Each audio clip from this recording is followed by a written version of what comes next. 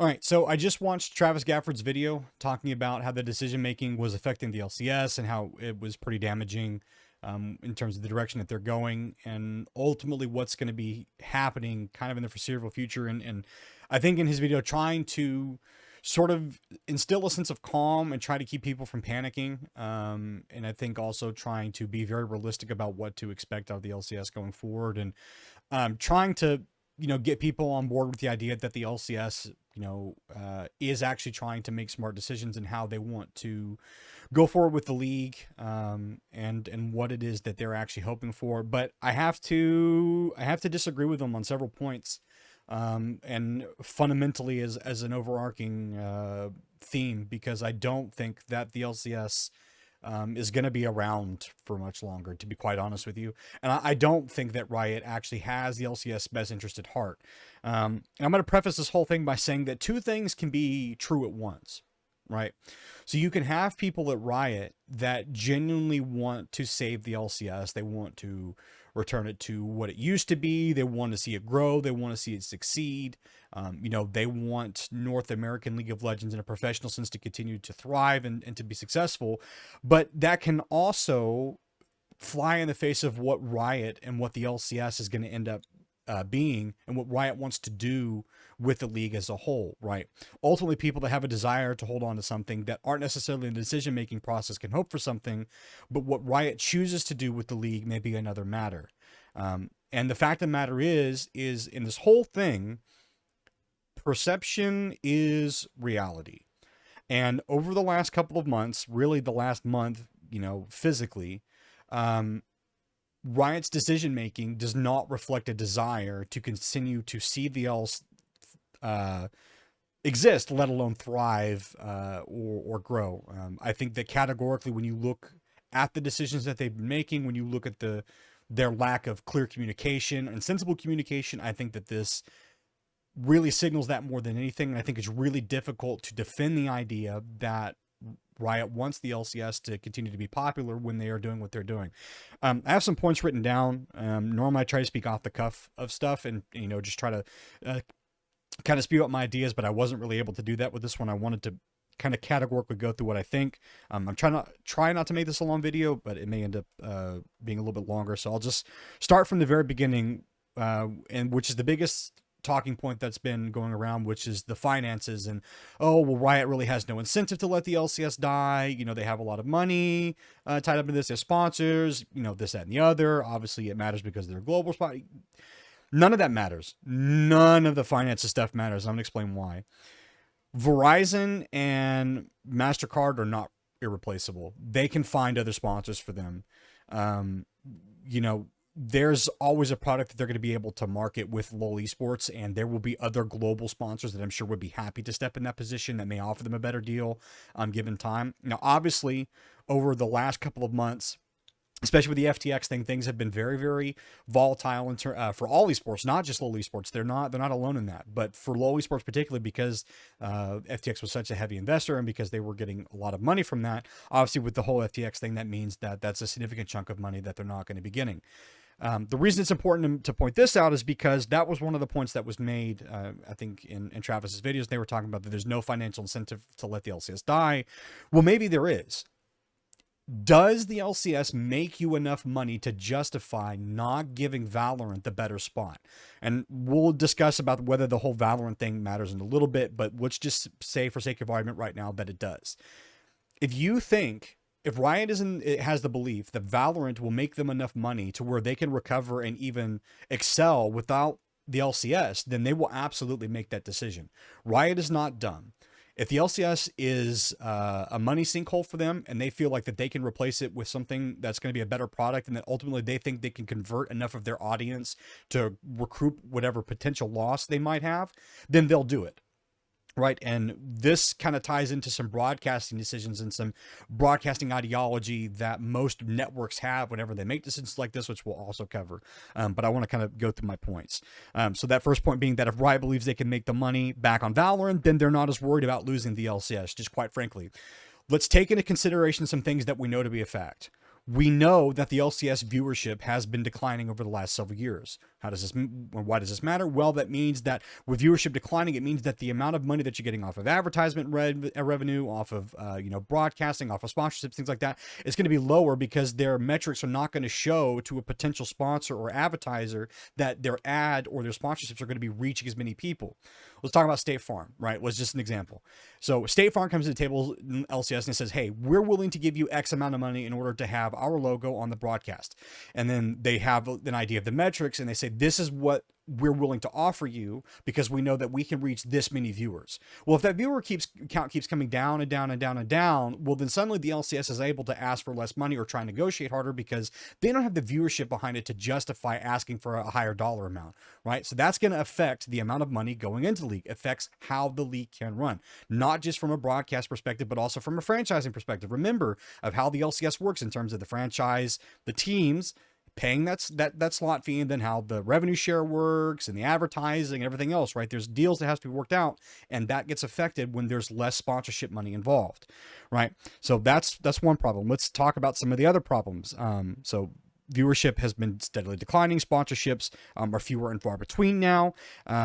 The other problem is that the league has been become progressively more expensive to run in just about every aspect, and not only just from the talent perspective, but in terms of the amount of time that they're spending on the broadcast when they're operating on the weekends, cost for talent, cost for all the upgrades and stuff that they have to make to technology year after year. And so this stuff starts to add up, and then you start to have a money sinkhole that you have to be able to not just equalize but make money on, right? The LCS has to make money the same way any other sporting broadcast has to make money in order to justify keeping it around. This is a very important concept to understand, because if the Riot feel like the LCS isn't a product worth supporting or isn't a product worth broadcasting anymore, they'll replace it or eliminate it. All right, which leads us to the next big bullet point when we talk about broadcasting.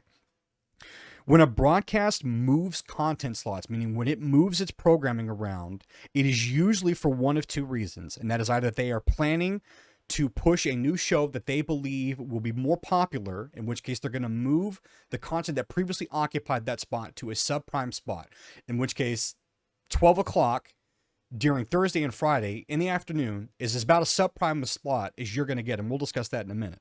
So that's one reason. The other reason, and this is, both of these can be true at the same time, is that the spot that is previously occupying the primetime slot is now no longer performing to the expectations of the broadcast network. And from a financial standpoint and from a risk management standpoint, they need to move it to a different spot and bring something else into that spot that is going to make the money in order to continue to have the broadcast in the first place. So going back to the financial standpoint, if Riot feel that on one hand, and please ignore this, I don't think you can see him, but I have stitches on my hand. If Riot feels that the LCS is not making enough money, and they feel like VCT is, and they feel like, hey, we have a sport here that's growing, that we can actually make more money on this, why don't we just go ahead and start to move this other programming to a spot and start to phase it out, and then see if we can't transfer as much of that audience as we can over to Valorant while continuing to grow that native audience with Valorant. Remember, Valorant is still a very much growing product, right? It's the area that Valorant occupies is still very much undecided. It's very different than all of the other FPS shooters that are out there. It still has a growing audience. It's still not a 100% completely developed project. There's a lot of room for growth and development there, and not just from a sponsorship standpoint, but from a technical broadcast standpoint of the stuff they want to do from it. They could expand the league. I mean, the world is their oyster with Valorant, right? They have a lot that they can do with it. So the point I'm trying to make is that the opportunities with Valorant on paper could very much outweigh any remaining opportunities with the LCS. Now, the other thing that was brought up in Travis's videos when they talk about making the ego side of Riot not allowing the LCS to die, right? And making sure that they have their accomplished league still around. Here's the problem with that.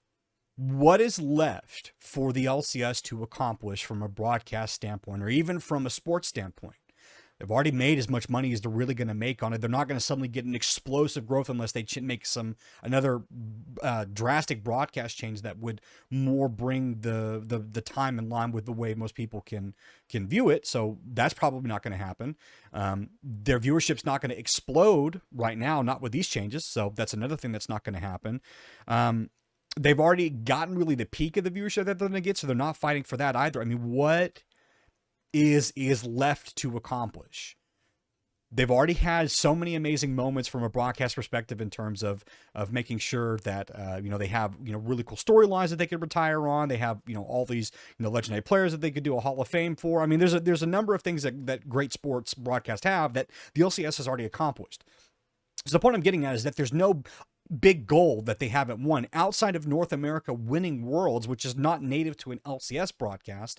There's nothing else left for them to do. So it's not like, oh, the LCS is dying, we had so much left to accomplish. It's like, well, no, you didn't. The teams have stuff to accomplish, right? The teams, there's still a lot that they could do. We could win MSI, we could win Worlds, something like that, but that's not going to be native to an LCS broadcast. So domestically, there's nothing else left to accomplish. They've already gotten probably as big as they're going to get, and they're not going to be explosively gaining viewership or gaining money and sponsorships unless we were to win Worlds. But the way that it's gone for the entirety of the history of North American League of Legends, that's not likely to happen unless we get a miracle. Not saying that that can't happen, but realistically speaking, North America not due to win Worlds anytime soon. Okay, so from an ego standpoint, Riot is probably going to be more concerned with preserving what they have in terms of image. And the last thing that they want to do is let the LCS decline. If we're looking at this from the other perspective, they don't want it to decline to the point where they can't even compete even remotely internationally. Right now, we were able to get to the later stages of most international tournaments, but God forbid the league declines to the point where we can't even do that. That doesn't look good for the LCS, right? That's a really bad look. You have what's supposed to be a major region not competing competitively with any of the other regions. That doesn't look good. Not for a region that's supposed to be one of your big four. And in that case, you might be interested in simply letting it go out to pasture and preserve some of the dignity, right? When you're looking at it in terms of legacy and what you want to preserve, Riot may decide that it's better for their ego simply to say, hey, we had a great run with this North American League thing. We're really accomplished. They'll tout all the things that they managed to do. And then they'll say, we're going to let this thing go out to pasture. And then, hey, look at this really cool thing that we're going to do. We managed to accomplish all this with LCS. Well, now look at Valorant. Well, so come check this out and see what we can do with that. What would be the bigger ego? Trying to preserve a product that is on paper and in every technical aspect failing, or is the bigger ego play to develop this brand new product and get an explosive audience growth that way and make a lot of money off that and have another success story? You tell me, but one on paper sounds much better than the other. So I don't think that it's realistic to say that there is no motivation for Riot to allow the LCS to die. That's just simply not true. There is plenty of motivation to allow it to die. It could be a money pit. There's other projects they could want to move on to. There's 1,000,001 reasons why it would be smart for Riot to let the LCS die. Now, I hope to God that that's not the discussion that they're having. I hope that to some degree he is correct and that a lot of people, especially people in the higher up decision-making positions, have a motivation to make sure that the LCS thrives and survives, but their actions thus far don't really show that, which kind of leaves me to talk about the broadcasting slot. The majority of the workforce in North America, and this doesn't just include the US, this includes Mexico and Canada, the majority of it is employed during the proposed, or well, now the implemented broadcast slot. 12 o'clock in the afternoon on a Thursday and Friday is probably the worst time you could have any program try to view, especially a sports program, with the exception of playing it in the morning. That is the only thing that could be worse than 12 o'clock in the afternoon is if they tried to play it in the frickin' morning. Right? Bar none, that is a terrible decision for anybody trying to watch. It doesn't fit any demographic that you might be trying to fit. It doesn't matter if it's a Twitch demographic. It doesn't matter if it's just a workforce demographic. It doesn't matter. People who are out there doing their jobs during the day, during Thursday and Friday, can't watch it.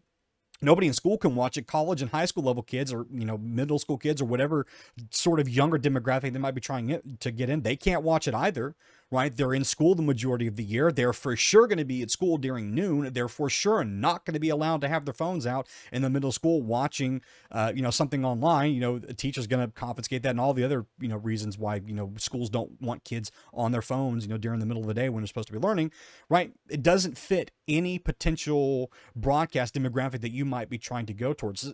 Someone mentioned that, well, maybe it's a Twitch demographic because they're seeing when people are active on Twitch. But you got to remember that Twitch is not just a North American thing.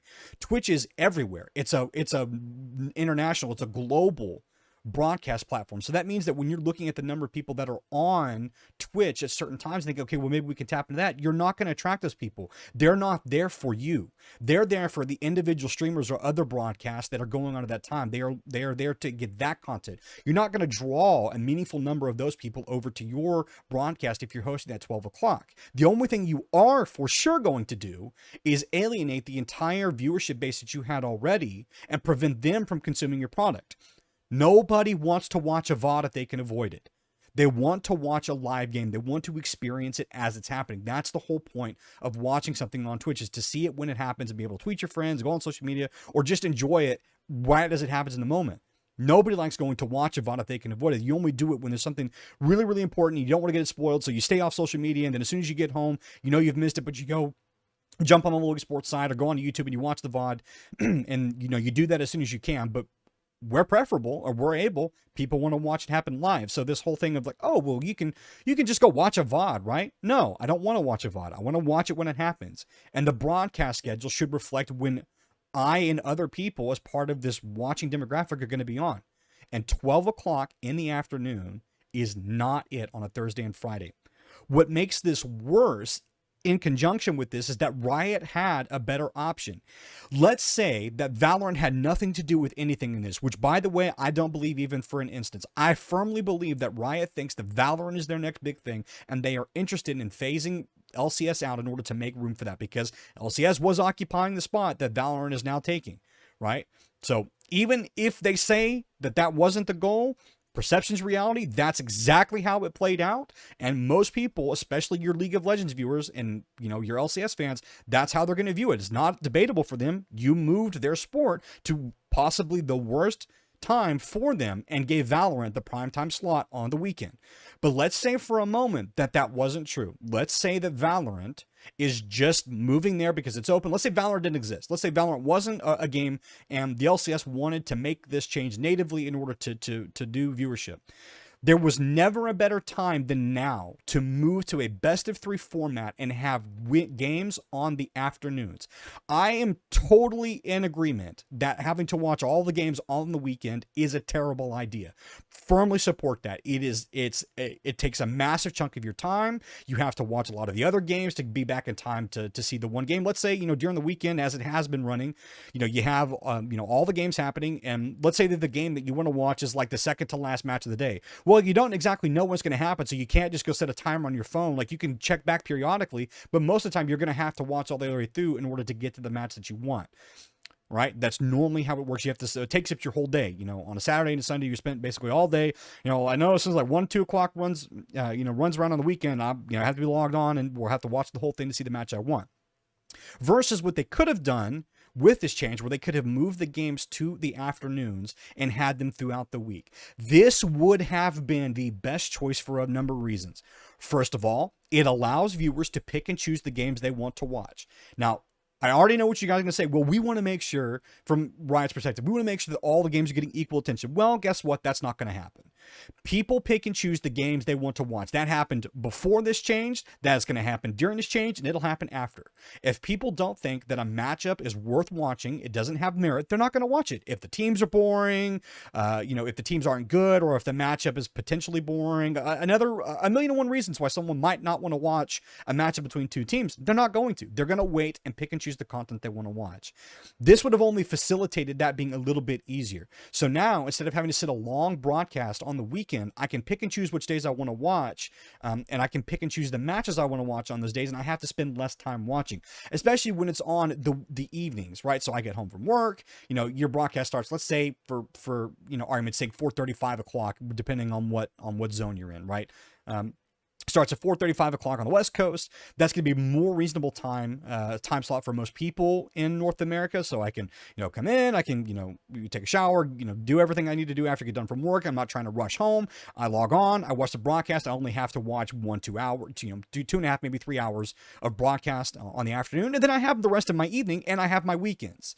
Not to mention that you allow the best of 3 format, which is arguably depending on which side of the argument you're on, a much better format for a league to have, especially in esports.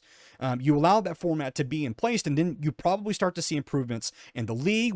Maybe we become more competitive internationally, and so there's a ton of benefits to this. There was every reason to make that change, and not whatever this is that Riot decided to put together with this Thursday, Friday, 12 o'clock in the afternoon time slot. It doesn't make any sense. This serves absolutely nobody unless you put it in the context that the LCS, Riot, is more interested in seeing the league die or see the league move on so they can move on to other things.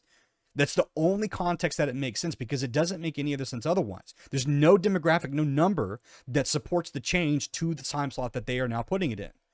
Right. So I'm saying all this to give a different perspective of what's being said out there, both by, casters and other people that were formerly with it, with the LCS broadcast. Obviously the Jat news hit, the Dash news hit, which only further, cements that this is, what Riot is trying to shoot for. They're trying to sort of slowly dissolve the LCS. When you have a sports broadcast that has a dedicated host, meaning the person that greets your audience every single time they tune into your broadcast, they're the first thing that the audience sees. They're well-spoken. They do their job really well. They keep sort of things in an understandable way. They handle the gentlemanly meet and greet stuff of how a sports work, all that jazz, right? You have someone that is essentially the face of your league when people tune in, and you dismiss that person or don't renew their position, and you no longer have need of a constant host.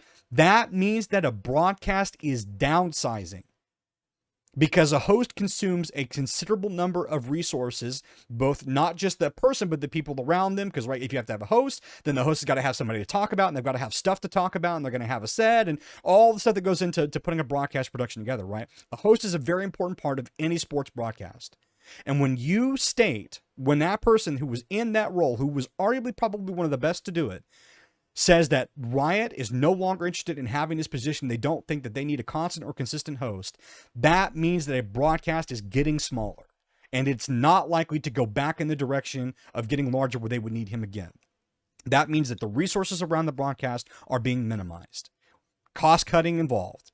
So you take into consideration all these things, and the only real conclusion that you can draw is that Riot is trying to slowly phase the LCS out of their broadcast programming. It's the only thing that makes sense. Or reduce it to a point where it takes so little resources that they don't need to worry about it, and they just run off of a very small audience and continue to allow the LCS to compete in an international forum, but to much less publicity and much less effect. It's the only conclusion that makes sense. A couple other points here just to go through. One of the other things that would have, I think, been more, when we talk about the formatting being in the way that it is now, versus what it could have been. The other thing that would have really helped them too is that this is a cost perspective thing that Riot is trying to manage with the LCS broadcast, given some of the financial difficulties that not only are they experiencing now, but will continue to experience.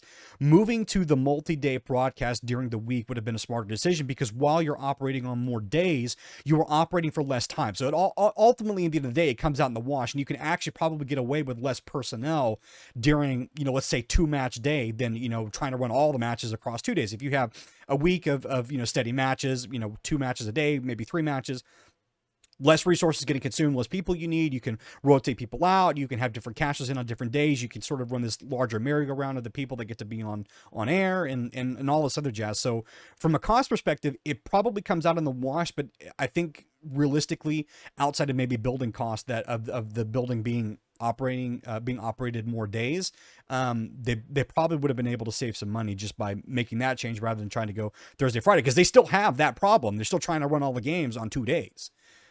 So I would have been interested to see like possibly what that number would have been cost wise for them to run on 5 days but fewer games versus 2 days but more games.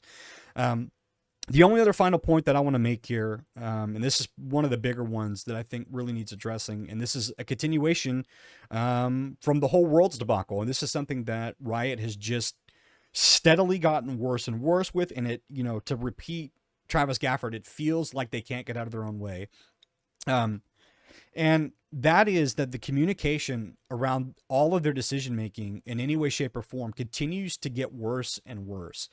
And I don't think that's an exaggeration, right? Worlds was a shit show, to be quite honest with you.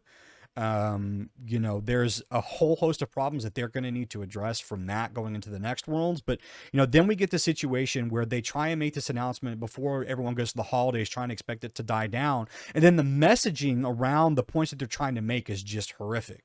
You know, you've got essentially, you know, to quote Travis again, you've got the Snapple can, you know, Snapple lid factoid that nobody cares about. You have this very, very amorphous, non-specific reasoning behind the decisions that they're making in terms of, oh, well, you know, we saw this and that with the demographic, and, you know, we think this, and it's like, but there's no concrete numbers. They don't cite anything. They just say, you know, we're guessing, you know, is a problem. And the way that they're continuing to communicate with the community, both with LCS fans and with, you know, League of Legends fans worldwide, is steadily getting worse. And I think that they need to address that by being more candid, more specific, and overall kind of sitting back and actually rethinking the styling of their messages and how they want to, you know, address, you know, the League of Legends community, and, you know, actually rethink what it is they're saying and why they're making the decisions. And if during that process they don't know why they're making the decisions, then don't announce the decision unless you have a fundamental understanding of why you're making the change and you can accurately explain that to your audience, because all they're doing right now is pissing everybody off. You know, and this recent, you know, turn of events is just another example of that. That's all I've got for this video, is just some of the counterpoints that I wanted to bring out from Travis's video. Hopefully we'll see Riot survive this. Hopefully, you know, we get through this chunk of bad timing and bad scheduling. And I don't know to what degree this will affect the LCS.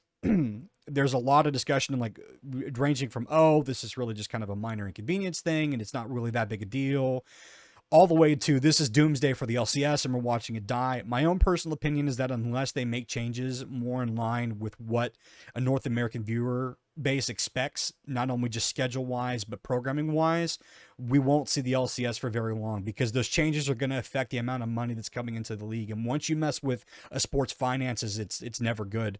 I mean, you can look across the entire history of broadcast programming around live sports and see that, you know, once money becomes a question, things get skittish, people get nervous, and then a league suddenly becomes very, very unstable. And everything in and around that league becomes questionable. But hopefully LCS learns a lesson with this really quickly, or, you know, maybe they know something we don't. And they, you know, they've got the hidden information, they've got the hidden play, and you know, they can actually make this work. I would, you know, I always say I'd love to be wrong, but it feels like recently I haven't been, and I've been, you know, getting more and more accurate with this, and I just don't have a tremendous amount of confidence in Riot's decision making right now, especially in regards to the LCS. And to put it quite bluntly, to paraphrase it, as an LCS fan, these changes are disturbing and distressing, and I don't expect good things out of the LCS as a league coming forward. Obviously, I think the teams are great. I think there's a lot to be excited about all the rosters, but from a pure broadcast perspective, I don't expect much. I don't expect anything good coming forward from it, which is a shame, because, man, a lot of these rosters are really exciting, and I feel like the teams did their job, but Riot coming into this spring season just dropped the ball. So I hope you guys enjoyed this video. I'm interested to hear your comments below. Obviously, if you have a different viewpoint, or if you have something that I've missed, or think I should talk about, please leave it down there below. Would love to see it. As always, thank you all for watching. I sincerely appreciate it, and I hope to see you guys soon. But until then, be nice to each other when you're playing League. Take a friend, buy some potions, and as always, be good to each other. And I'll see you next time. Cheers.